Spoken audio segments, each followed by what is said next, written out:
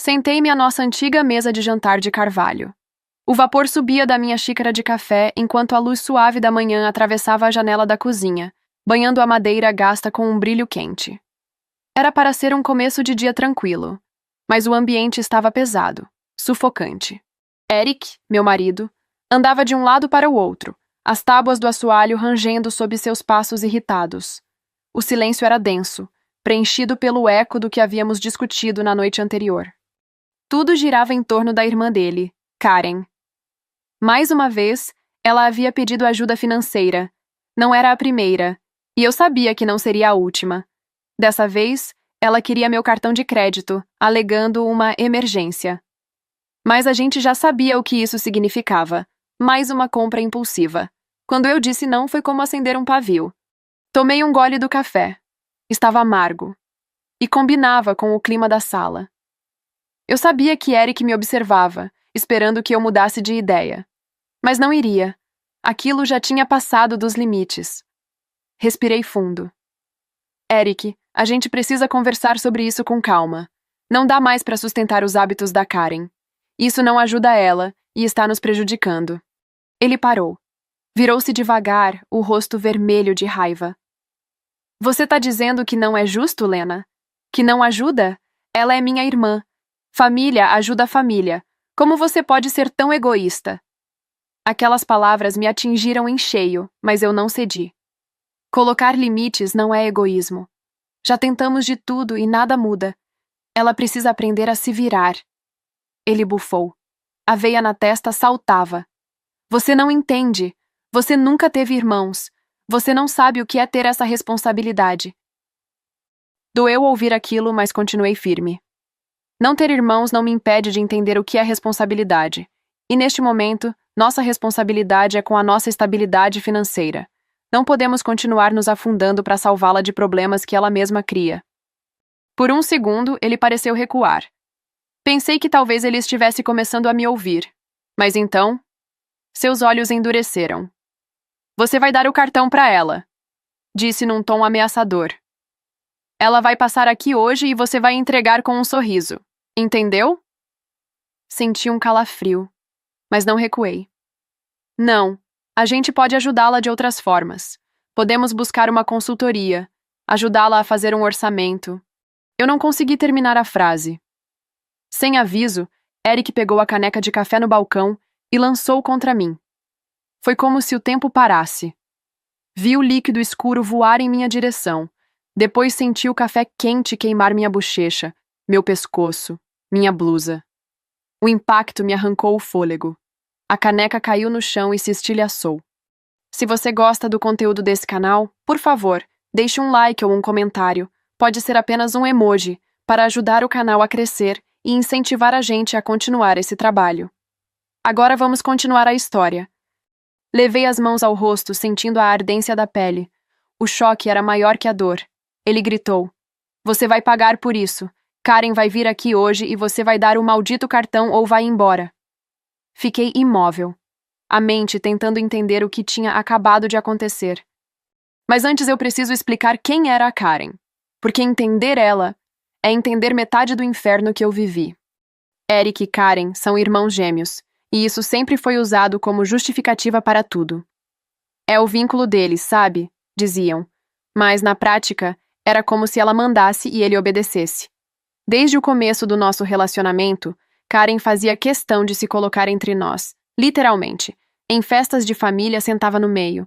Quando viajávamos, ela ligava todo dia. Às vezes 2, 3 vezes. E Eric sempre atendia.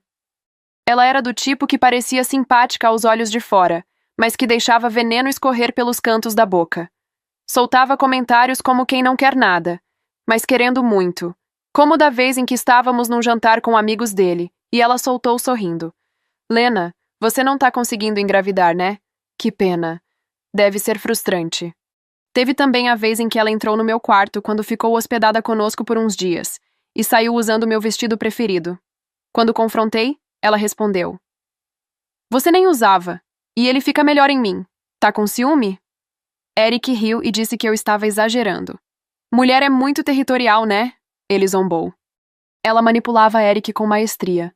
Bastava eu sugerir que os dois criavam uma relação de dependência tóxica para ele se fechar completamente. A gota d'água, talvez, tenha sido o dia em que ele me acusou de estar flertando com um funcionário, uma acusação plantada por Karen.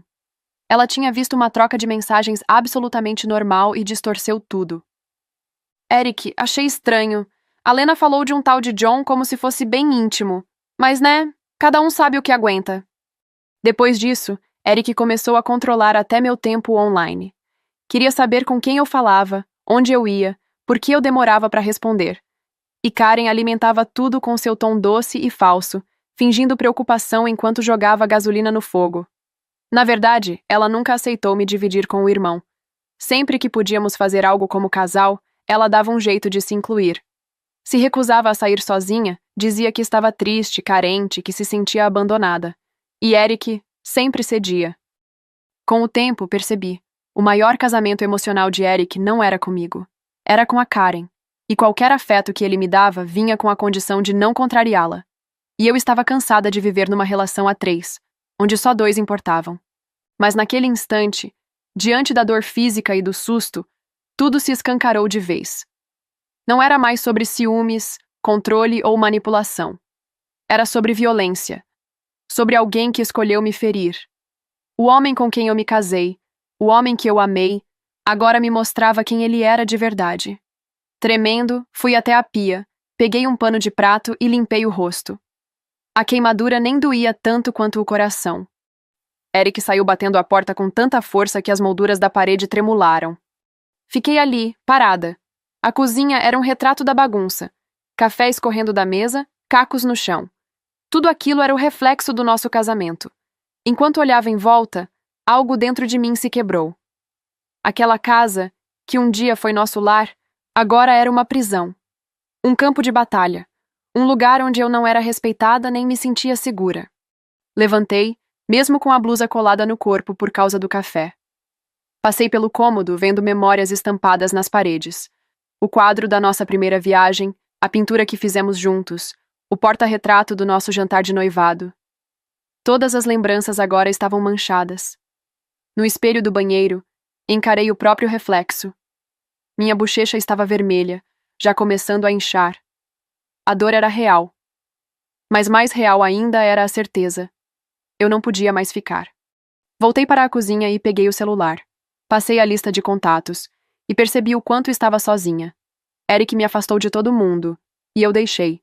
Mas então vi o nome de uma pessoa que sempre tentou me alcançar, mesmo quando eu me fechava. Sheila. Hesitei por um segundo, mas liguei. Enquanto o telefone chamava, eu respirei fundo.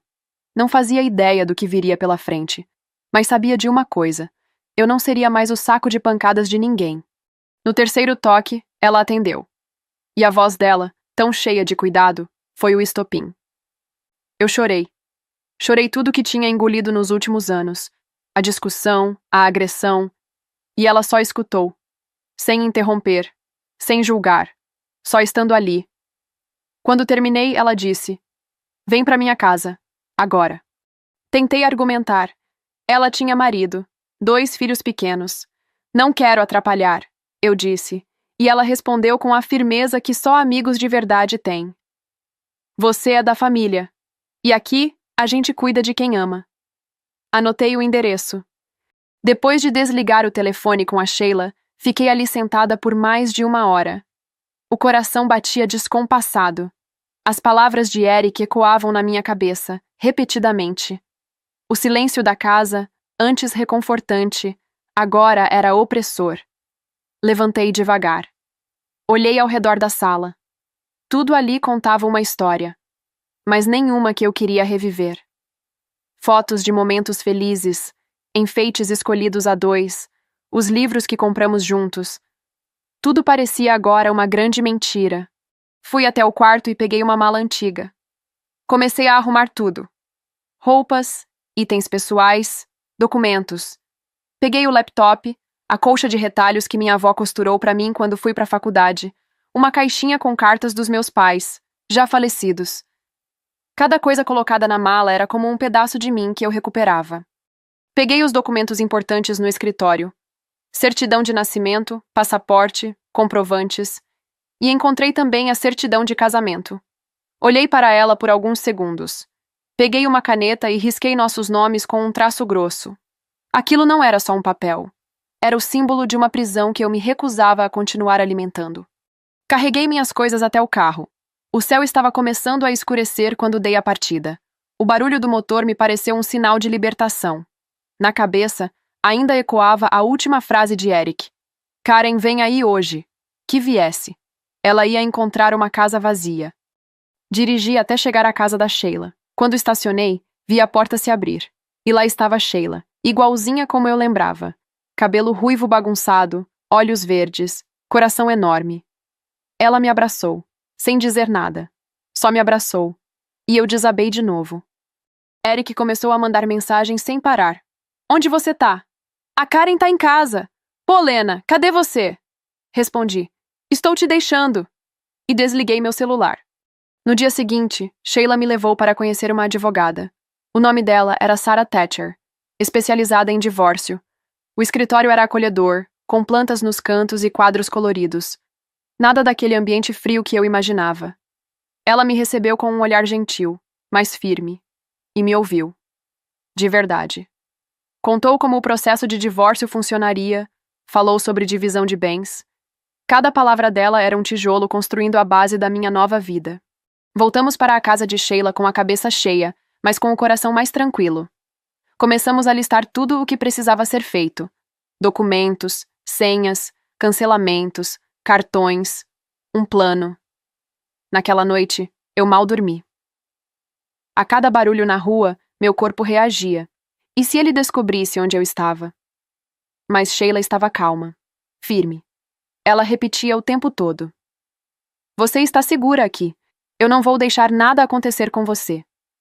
Na manhã seguinte, acordei com o cheiro de café fresco e as risadas suaves de Emma e Jack ecoando pela casa.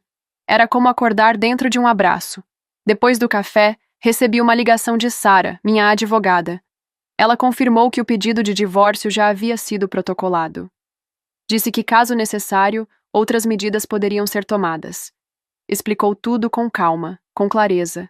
E foi nessa conversa que, pela primeira vez em muito tempo, eu me senti dona da minha própria história. Os dias seguintes passaram num ritmo estranho, entre o alívio de ter saído daquela casa e a tensão de não saber o que Eric faria. Até que ele descobriu onde eu estava. Até hoje não sei como, mas na semana seguinte ele apareceu. Bati o olho no carro parado do outro lado da rua e soube. O mesmo sedã escuro, o mesmo jeito impaciente de estacionar atravessado. Ele desceu com passos firmes, camisa aberta no colarinho, uma pasta amassada debaixo do braço. A campainha soou segundos depois. Sheila olhou pela câmera da porta e prendeu a respiração. Eu me levantei, engoli seco e apenas disse: Pode deixar que eu falo com ele. Abri a porta, mas não o suficiente para ele entrar. Lena. Ele forçou um sorriso. Recebi os papéis. Sua voz era controlada, mas os olhos entregavam a raiva. Eu achei que você precisava de um tempo para pensar. A gente podia conversar como adultos, só teve aquela briguinha boba. Você sabe que eu perdi a cabeça, mas a gente se ama. Você é minha esposa. Vamos resolver isso em casa. A calma ensaiada dele me deu enjoo. Eric, falei com firmeza, eu não quero mais voltar. Não foi uma briguinha boba. Você me jogou café fervendo, me machucou, e ainda acha que isso é normal? Ele cerrou os punhos. A máscara começou a rachar. Você tem sorte de eu não ter feito um boletim de ocorrência, continuei. Mas isso pode mudar se você continuar me perseguindo. Ele deu um passo para frente, tentei fechar um pouco mais a porta, e foi então que ele chutou. A porta tremeu com um impacto. Não chegou a abrir de vez, mas o barulho ecoou alto pela casa. Você vai se arrepender disso, Lena, gritou, com o rosto vermelho, a respiração acelerada. Antes que Sheila pudesse chamar alguém, ele já havia se virado e entrado no carro. Saiu cantando pneu, deixando um rastro de fúria no asfalto. Fiquei ali, com a mão ainda na maçaneta, o coração disparado, mas firme. Depois daquele confronto com Eric, eu passei dias em estado de choque. Não no sentido de paralisia, mas de transição. Como se eu tivesse cruzado uma ponte e, ao olhar para trás, percebesse que ela estava queimando. Não tinha mais volta. Aos poucos fui retomando minha rotina. Depois de semanas afastada, voltei à minha livraria. Sim, ainda não tinha mencionado, mas sou dona de uma pequena livraria no centro. Meu refúgio, meu outro lar. Quando entrei, fui recebida por Megan, minha funcionária de confiança e braço direito. Ela me olhou com aquele sorriso que dizia tudo, sem precisar de perguntas. Preparada para mergulhar de novo no mundo dos livros? Ela disse, como quem me oferece um abraço em forma de palavras. E eu estava. Porque ali, entre romances, aventuras e páginas marcadas, comecei a reencontrar a mulher que eu era, e a imaginar, com esperança, a mulher que eu ainda podia ser. Cada cliente que entrava, cada livro que eu colocava na prateleira, cada recomendação que eu fazia, era como costurar os pedaços de mim mesma. E foi nesse processo silencioso que eu encontrei algo que não esperava. Paz. Era a primeira vez em muitos anos que ninguém me mandava mensagens perguntando onde eu estava. Ninguém controlava o que eu vestia. Ninguém fazia comentários disfarçados sobre o que eu comia, com quem eu falava, ou se eu deveria mesmo continuar tentando escrever. Ah, a escrita. Foi só depois de semanas que eu abri o velho laptop. Estava com medo. Como se ao tocar nele, eu fosse lembrar das vezes em que ouvi. Você ainda tá com essa ideia de escrever? Isso não paga as contas. Mas não foi isso que aconteceu. Abri o editor de texto, digitei algumas palavras soltas, e de repente eu estava lá, contando minha história. Sem filtro, sem vergonha, sem freio. Escrevi sobre o início do relacionamento, sobre as pequenas concessões, as indiretas da Karen. Escrevi sobre o dia do café e sobre o silêncio gelado depois da dor. Mas também escrevi sobre a manhã em que acordei na casa da Sheila com cheiro de café e o som de crianças rindo. Sobre o abraço dela. Era como exorcizar fantasmas com as teclas do notebook. A doutora Sarah me mantinha atualizada sobre o processo. Eric, como previsto, estava tentando complicar tudo. Mas a diferença agora é que eu tinha respaldo, provas, apoio. Eu não estava mais sozinha. Foi numa tarde chuvosa que tudo ficou mais claro. Eu estava na livraria, organizando uma estante de ficção, quando vi um exemplar de O Despertar, da Kate Chopin. Lembro de tê-lo lido na faculdade, mas naquela hora, foi como se ele estivesse esperando por mim. Peguei o livro, comecei a folhear, e quando cheguei naquele trecho, aquele trecho que dizia: eu abriria mão do que não é essencial, daria meu dinheiro, minha vida, mas não daria a mim mesma. Eu chorei. Ali, em pé, no meio da livraria, com a capa aberta nas mãos e o coração escancarado, eu entendi. Entendi o que eu tinha feito. E o que eu nunca mais faria. Megan me viu chorando. Não perguntou nada. Só me trouxe uma xícara de chá e ficou ali, sentada no chão comigo. Acho que esse livro te encontrou, né? Ela disse com aquele sorriso de quem entende tudo sem precisar ouvir explicação. E foi assim que tudo começou a mudar de verdade. Depois daquele momento com O Despertar na livraria, algo em mim se encaixou. Não foi um estalo. Foi mais como um sussurro calmo dizendo: você pode começar de novo. E foi esse sussurro que me guiou pelas semanas seguintes. Minha rotina tinha se transformado em algo sagrado.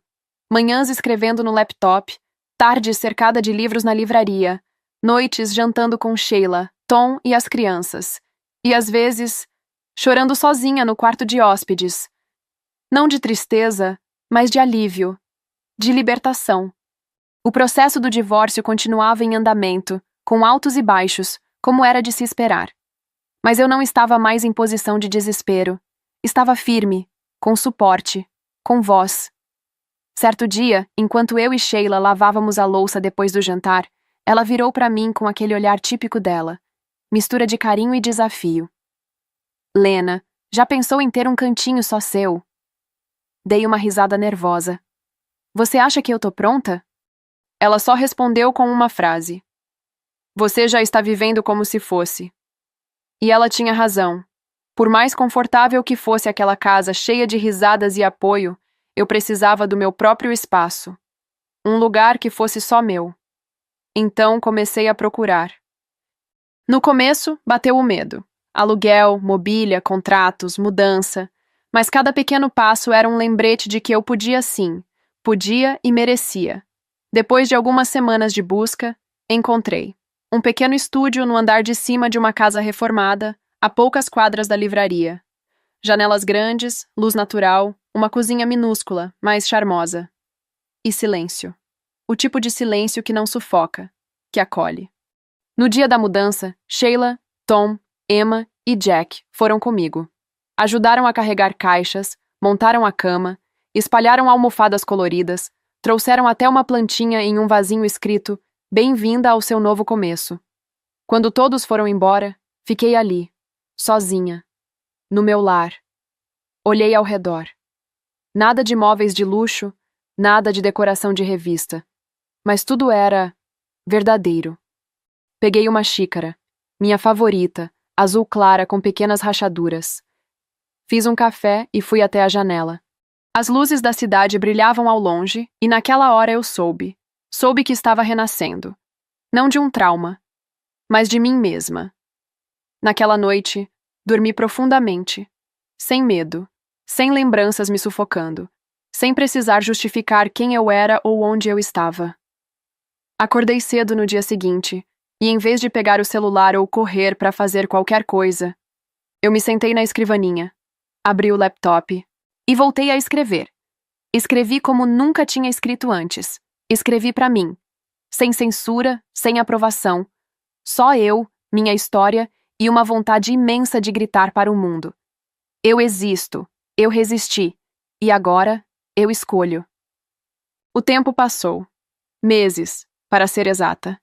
Não muitos, mas o suficiente para que eu me tornasse alguém que nem eu reconheceria há um ano atrás. A Lena que pedia desculpas por tudo, que sorria para evitar brigas, que se anulava por medo de ser complicada. Ela ficou para trás. No lugar dela, agora havia uma mulher que sabia dizer não, que fazia planos, não baseada no que os outros queriam, mas no que ela acreditava. O divórcio foi finalizado numa manhã cinzenta, dessas que você espera que traga tristeza. Mas não trouxe. Trouxe leveza. Quando a doutora Sarah me ligou e disse: "Está feito, Lena. Você está oficialmente livre." Eu não chorei. Só fechei os olhos, respirei fundo e sorri. Sorri de verdade. Aquela tarde, fui à livraria como sempre, mas com uma diferença. No caminho, deixei um envelope nos correios. Dentro dele, o primeiro rascunho do meu livro. Um romance baseado em tudo o que eu vivi. Claro, com nomes trocados, situações reinventadas, algumas doses de humor, mas o coração da história era o mesmo. Uma mulher que um dia achou que seu papel era sustentar o mundo de alguém. E descobriu, tarde mas a tempo, que o mundo que valia a pena sustentar era o dela. Enviei para uma editora pequena, sem grandes expectativas, mas com a certeza de que, mesmo que ninguém publicasse, eu já tinha vencido, porque eu que tinha escrito. E isso já era tudo. As semanas seguintes foram calmas, do jeito que eu nunca imaginei que pudesse ser. Trabalho, escrita, jantares sozinha, tardes lendo poesia na varanda com minha plantinha chamada Liberdade. E um dia o telefone tocou. Era da editora. "Lena Campbell?" Disse a mulher do outro lado com uma voz animada. "Acabamos de ler seu manuscrito e... nós amamos. Queremos conversar sobre publicação." Fiquei muda. Ela repetiu, e eu só consegui responder com um sussurro rouco. "É sério isso?" E era. Aquela história nascida da dor. Ia virar um livro de verdade. Desliguei. Sentei no chão e chorei. Mas dessa vez era um choro diferente. Não de tristeza, mas de alívio, de orgulho, de libertação. No final daquela noite, sentei na varanda do meu pequeno apartamento. O céu estava limpo, silencioso. Na minha caneca, a mesma azul clara, o café já estava frio, mas eu não me importava. Olhei para cima e pensei na garota que um dia eu fui, e na mulher que eu estava me tornando. E fiz uma promessa, que nunca mais deixaria ninguém apagar minha luz, que nunca mais duvidaria da minha própria voz, e que nunca mais pediria licença para existir. O lançamento do meu livro foi marcado para uma tarde de sábado, numa livraria charmosa do centro da cidade. A minha. Fragmentos de mim. Esse era o título. Uma obra que misturava realidade com ficção, dor com reconstrução, sombras com luz. O tipo de história que nasce da sobrevivência. O convite se espalhou nas redes sociais, com apoio de leitores, clientes assíduos, grupos de apoio a mulheres e até pequenas comunidades literárias que abraçaram a causa antes mesmo de o livro chegar às prateleiras. No dia, a fila para autógrafos se estendia pela calçada. Rostos emocionados, abraços apertados, palavras como "Você me representou", "Essa história é a minha também" e "Obrigada por ter coragem". E, no meio desse mar de empatia, vieram eles. Eric e sua irmã, Karen. Sim. Ali, no salão da livraria, como se tivessem qualquer direito de estar presentes. Ele com aquele terno que usava para intimidar. Ela com o mesmo olhar altivo de quem acha que o mundo lhe deve algo.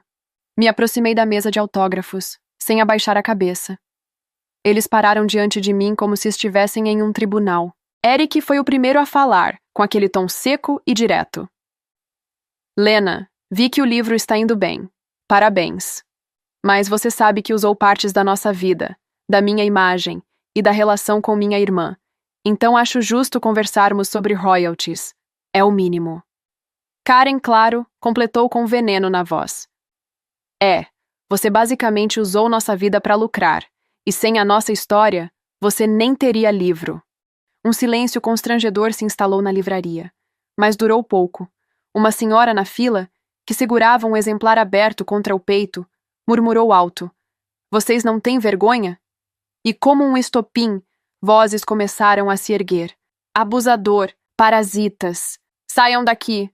Vocês não merecem nada além de um processo." O burburinho virou gritos. Alguns leitores ameaçaram chamar a polícia. Um rapaz se posicionou entre eles e a minha mesa, cruzando os braços como um segurança improvisado. Karen arregalou os olhos. Eric empalideceu. A arrogância virou desconforto. E o desconforto, medo. Um segurança da livraria se aproximou rapidamente. "Vão sair por bem ou querem que eu chame reforço?" Diante da pressão, eles recuaram. Vaiados, escorraçados, com o rabo entre as pernas. Saíram da livraria sob escolta, vaiados por uma multidão que já não se deixava enganar. E eu fiquei ali, observando a cena com serenidade. Não era vingança, não era revanche. Era apenas a verdade, enfim, se impondo. E isso bastava. O restante da tarde foi leve, acolhedor, quase doce. Os abraços dos leitores, os olhares de reconhecimento, as palavras sinceras. Tudo parecia selar um novo ciclo. Um ciclo em que eu não precisava mais provar nada a ninguém. Eu era autora da minha história. Literalmente. Mais tarde, ao contar tudo para a doutora Sarah, ela riu, descruzando os braços com um ar divertido. "Se eles ousarem tentar alguma coisa, a gente transforma essa confusão em um segundo livro, e ainda mais afiado." E se você achava que aquele episódio na livraria seria o ponto final, está enganado. Aquilo foi só o começo. Poucos dias depois do lançamento, meu livro estava em destaque nas listas de mais vendidos. Blogs comentavam, YouTubers resenhavam, e uma produtora independente decidiu fazer uma reportagem especial. A história real por trás do best-seller que está emocionando o país. Eu fui entrevistada com o rosto descoberto, pela primeira vez. Sem medo. Sem esconder os traços da minha história. Contei o que vivi. Com calma, sem sensacionalismo. A repórter, sensível, deixou que a narrativa fosse minha, mas fez o trabalho dela, e foi fundo. Investigou os envolvidos. Conversou com vizinhos. Pegou relatos de ex-funcionários que haviam presenciado os acessos de fúria de Eric. Mostrou documentos que comprovavam os gastos que Karen fazia com o meu cartão. A reportagem foi ao ar num domingo à noite no horário nobre, e teve repercussão imediata. Não só meu livro esgotou das prateleiras na segunda-feira, mas Eric e Karen também viraram rostos conhecidos, para o mal. Foram reconhecidos em supermercados, calçadas, filas de banco. "Você é o cara que jogou café na esposa?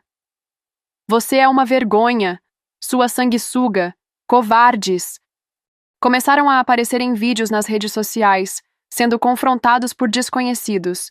Karen tentou dizer que tudo era mentira, mas a reportagem tinha provas, e a verdade já estava solta demais para ser recolhida. O que antes eles faziam escondido agora era do conhecimento de todos.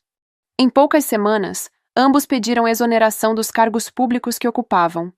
A pressão era insustentável. As portas começaram a se fechar. Tentaram me culpar. Disseram que eu destruí a vida deles. Mas eu não destruí nada. Apenas escrevi o que vivi. Eles próprios construíram essa reputação. Eu só acendi a luz no porão onde escondiam tudo. Pouco tempo depois, soube que Eric e Karen tinham se mudado de cidade. Diziam que era para fugir dos olhares, dos xingamentos e talvez até do espelho. Mas não adiantou muita coisa. O livro já era um best-seller nacional. Estava nas vitrines das principais livrarias do país, nos clubes de leitura, nas listas de recomendações online. A história tinha ganhado vida própria. Onde quer que fossem, as pessoas os reconheciam, não pelos nomes, mas pelos atos.